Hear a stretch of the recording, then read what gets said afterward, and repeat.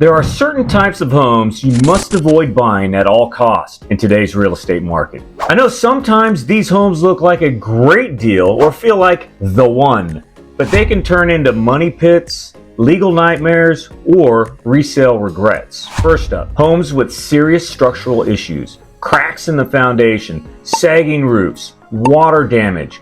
Even if it seems like you're getting a deal, these problems are expensive to fix and hard to insure. Number two, homes in high-risk areas like flood zones, wildfire zones, or erosion-prone cliffs.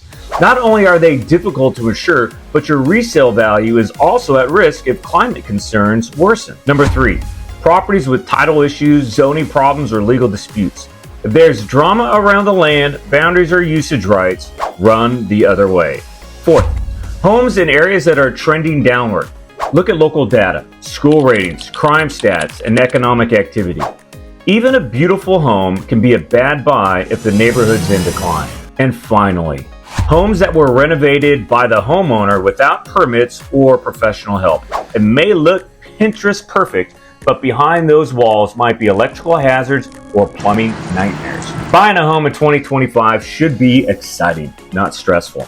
So tell me in the comments, have you ever toured a home that felt off? Or walked away from a deal last minute? Let's swap stories. I've got plenty.